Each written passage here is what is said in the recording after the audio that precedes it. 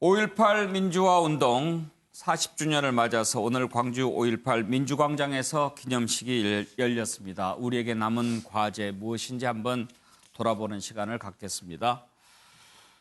오늘 기념식은 마지막 항쟁을 벌였던 옛 전남도청 앞 5.18 민주광장에서 열렸습니다. 정부 기념일로 제정된 이후에 국립묘역 말고 5.18 민주광장에서 기념식 열린 것은 처음입니다.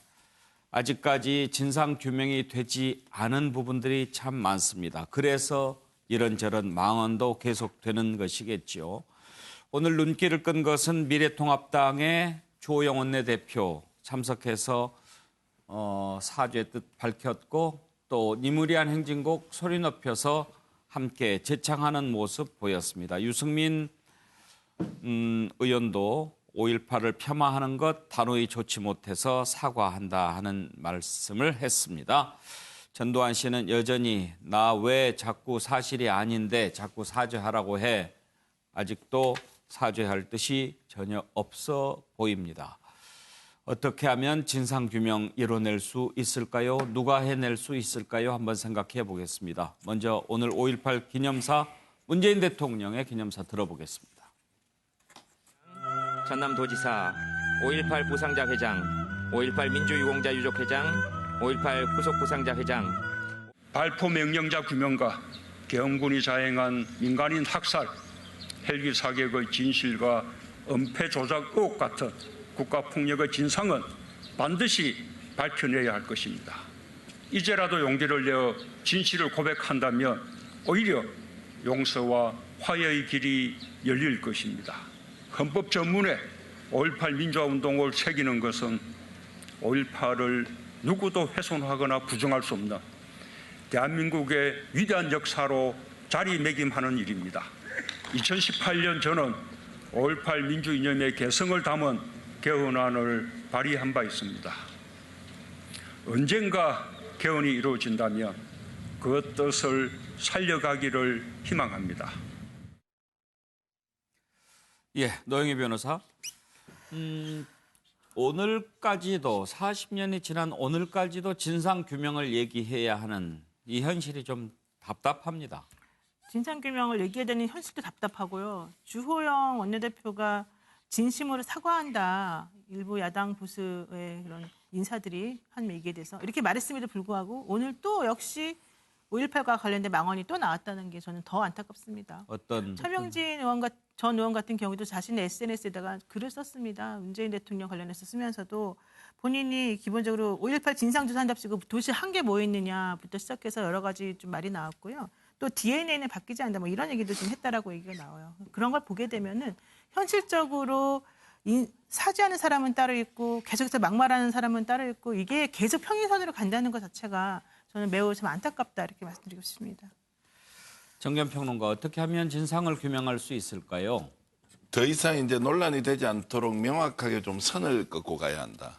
그리고 그 진상이라는 것은 우리가 확인하지 못한 것, 그리고 지금도 억울해하는 사실, 또는 그 당시 실종자 문제, 유해 발굴 이런 게 다 남아 있지 않습니까? 특히나 그 헬리콥터 이제 그 발포 명령을 누가 내렸느냐 이런 부분이 있으니 이것은 역사적 진실을 규명하는 차원에서 과감하게 지금 미래통합당이 동의를 해주고 또 특별법에 추가할 내용이 있으면 여기에 대해서는 이의 없이 광주 문제는 더 이상 대한민국의 문제가 아니고 역사적으로 정리가 잘 되었다 이렇게 이제 좀 해야 될 것 같고요. 물론 조호영 대표의 저런 행동 또 유승민 전 의원의 저런 방문들이 쉽지만 않았을 텐데 저것을 넘어서지 않으면 대한민국의 보수 정치가 다시 설 수 없다. 그러면 황무지를 개척하는 가난한 농부가 처음에 어떤 마음으로 거기에 들어가서 할 것이냐. 저는 광주에서 지금 보수당의 대표성을 가진 미래통합당이 표를 어떻게 얻겠다 이런 것을 떠나서 광주민주화운동이라는 역사적 사건에 대한 접근이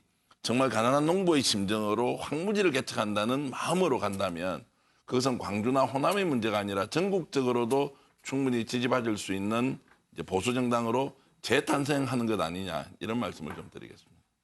정익재 변호사, 죽은 사람은 있는데 죽인 사람이 없는 거예요. 네, 일단은 제가 정리를 갖다가 한 게요. 5.18 관련해가지고 특별법이 여러 개가 생겼어요. 그 순서대로 보면은 5.18 민주화 운동 관련자 보상법이 제일 먼저 생겼고요. 예. 그다음에 이제 예우법이 생겼거든요. 그다음에 가장 최근에 생긴 게 뭐냐면은 5.18 민주화 운동 진상 규명에 관한 법률이 생겼어요. 네. 그러니까 이제 처음에는 그냥 어쨌든 피해자들이 있으니까 이분들에 대해서 보상을 해줘야 되겠다 해가지고 아마 그 김영삼 대통령 그때였던 것 같은데 보상법, 그다음에 예우를 갖다 해드려야 되겠다. 그리고 나서 이제 진상규명법이 지금 제정이 돼서 시행이 되고 있는데 사실은 이 진상조사위원회가 어떤 성과가 있었다라는 것을 제가 별로 본 것 같지가 않거든요. 그러니까 이런 부분들을 대통령부터 시작해가지고 조금 안타깝게 생각하시는 것 같고, 그리고 어쨌든 빨리 이런 부분들에 대해서 40년 되지 않았습니까? 그러니까 시간이 흘러가면 흘러갈수록 묻힐 수 있는 것들이 너무나 많기 때문에 빨리 이제 이런 부분들이 진상이 잘 규명이 되어야 되겠다, 이런 생각입니다. 지금 그 안에 망언들 아직도 뭐 제대로 처벌을 받지 않았습니다만 이종명 전 자유한국당 의원 같은 경우에는 아직도 5.18을 폭동이라고 하는 거죠. 민주화 운동으로 변질됐다고 얘기를 하니까요.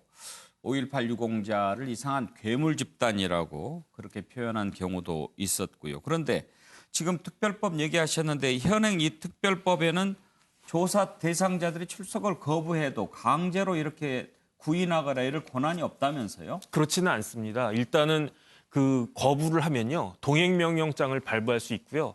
동행명령에도 응하지 않을 때에는 과태료밖에 처분이 안 되는데 예. 그런데 제가 지금 법을 뽑아가지고 찾아봤거든요. 그런데 어떻게 내용이 되어 있냐면은 증언을 갖다 거부하거나 출석하지 않거나 허위 증언을 갖다 하거나 이럴 때에는 3년 이하의 징역에도 처해질 수 있기 때문에 물론 안 갈 수 있죠. 하지만은 안 갔을 경우에 내가 징역에 처해질 것을 갖다가 감수하겠다. 이 정도로 각오를 한다면 모르겠지만 그렇지 않을 경우에는 나와서 해야지 처벌을 받지 않게 되는 거니까 뭐 처벌 규정은 어느 정도는 돼 있다라고 저는 생각이 됩니다. 예. 장성철 소장. 저는 이번에 주호영 원내대표가 간 거에 상당히 인상이 깊었습니다.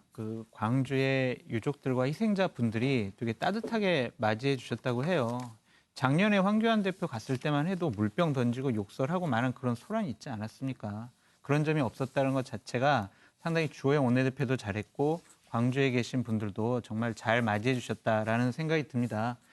저는 5.18 이 문제를 정치적으로 이제 더 이상 이용하지 않았으면 좋겠다는 생각이 듭니다. 상대 진영을 공격하기 위해서, 폄하하기 위해서, 또한 5.18 문제를 정치적으로 이용하기 위해서 또 막말 수준, 망언 이런 것들 안 했으면 좋겠고요. 우리 그분들이 요구하고 생각하고 희생하면서 이루려고 했던 민주화에 대한 꿈을 같이 이루어 나가는, 여야가 진영을 떠나서 같이 이루어 나가는 그러한 계기로 삼았으면 좋겠다라는 생각이 듭니다. 오늘 주호영 원내대표가 광주에서 한 얘기 한번 들어보시겠습니다.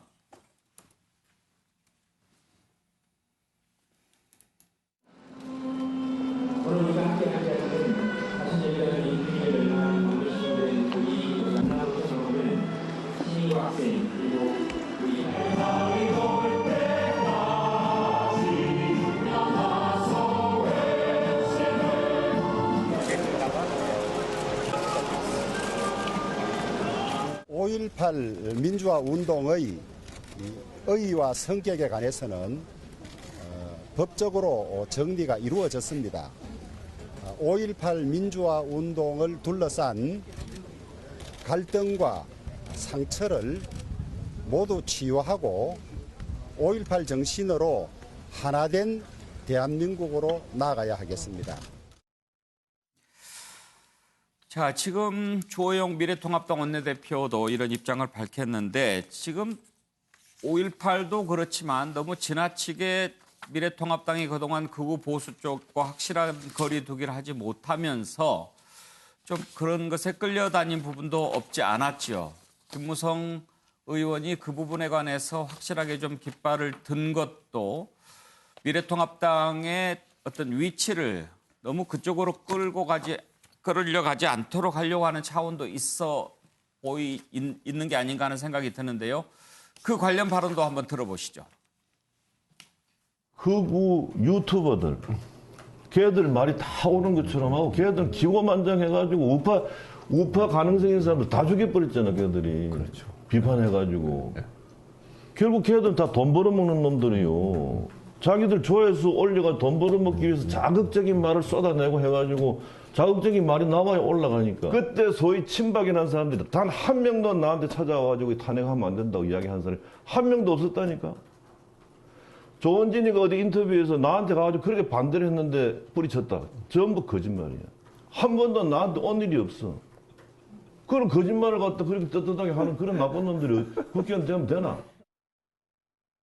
총선에서 보수가 참패를 했음에도 불구하고 이에 대한 반성은 없이 문재인 좌파 독재 정권에 저항하며 아스팔트에서 피 흘리며 싸운 우리 애국우파 국민들을 폄하하고 조롱하는 김무성, 한 줌도 안 되는 자신의 권력을 위해 의원 내각제를 위한 개헌안을 통과시키려 하는 저질 정치꾼 김무성은 국민들의 심판을 받을 날이 곧 오게 될 것입니다. 대한민국은 김무성이 내각 총리를 할 만큼 만만한 나라가 아닙니다. 예, 자 김무성 의원의 발언에 우리 공화당 발끈했는데 정경표는 언제 내각 총리 한다고 그랬나요? 잘 모르겠습니다. 내각제가 가야 내각 총리를 하는데 어쨌든 감정과 감정이 이제 정면 충돌을 하는데 오랜만에 이제 김무성 전 대표가 사이다 발언 좀 했다. 이제 사실 이제 인터뷰 내용을 보면은 어쨌든 지금까지 쌓여있던 감정을 폭발하면서 얼마나 보수 유튜브 때문에 우리 미래통합당이 힘이 들었나. 실제로 총선 패배의 원인은 바로 거기에 있다 이렇게 했는데요. 저는 이제 저 정도에서 그치지 말고 김무성 전 대표가 자신의 정치적 상징 또는 정치적 승부수로 이 문제를 가지고 본격적으로 조금 정치적 행보를 할 필요는 있다. 왜냐하면 보수 유튜버가 하는 말이 우리가 정치적 다양성의 측면에서는 그런 얘기가 나올 수 있지만 이게 정당 정치를 하는 사람이 저것을 받아들여서 수권 능력을 키우고 집권을 하고 국정 운영을 하겠다고 하기에는 사실과도 너무 다른 부분이 많고 또는 특정한 사실을 왜곡하는 정도도 너무 심하기 때문에 오로지 좀 신념의 영역, 믿음의 영역 이런 것이 아니고는 도저히 따라갈 수 없는 비상식적인 내용이 많기 때문에 이 문제와 관련해서는 명확하게 선을 긋고 전쟁하듯이 한번 미래통합당의 새로운 모습을 만들어내겠다 이런 자세로 이제 감정의 문제를 뛰어넘어서 정치적 승부수를 한번 던져봤으면 좋겠다 이런 제가 봤을 때는 절대 그러실 분이 아닌 것 같은데 하시다가 말 것 같고 분명히 이번에 또 류여애 씨가 고소했잖아요. 극우 유튜버 발언 때문에 김무성 그 의원에 대해서 기본적으로 당신이 나를 그렇게 폄하하느냐라는 식으로. 근데 그렇게 되면 또 아마 좀 하시다가 말 것 같아요. 그리고 이번에 뭐 극우 유튜버하고 전쟁 선포 비슷하게 하신 것도 본인을 또 약간 디스했기 때문에 그런 말이 나왔기 때문에 또 얼마나 진정성 있는지도 모르죠. 네, 아무튼 뭔가 좀 변화가 느껴지는 그런 부분들인데 이런 극우 세력들의 움직임이 결국은 진상규명을 좀 늦춘 측면도 있지 않는가 그런 자성의 목소리가 아닌가 싶습니다만 진상규명의 관건은 역시 전두환 전 대통령 아니겠습니까? 여전히 아직도 자신은 관련이 없다 이렇게 부인합니다. 사실이 아닌 걸 어쩌냐 이런 식인데요. 관련 발언 잠깐 들어볼까요? 우리 광주 5.18 학살 책임에 대해서 한 말씀 해주시죠. 광주하고 내하고 무슨 상관이 있어? 광주 학살 대해서 모른다 난. 왜 모르세요? 직접 책임 있으시잖아요. 내가 직접 책임. 발포 명령 내리셨잖아요. 내가 발포 명령 내렸어. 발포 명령 안 내리셨어요? 내가 발포 명령. 누구세요? 내가 이 사람아. 내가 지금 발포 명령 내릴 위치에도 있지 않는데 군에서 명령권 검사 명령을 해.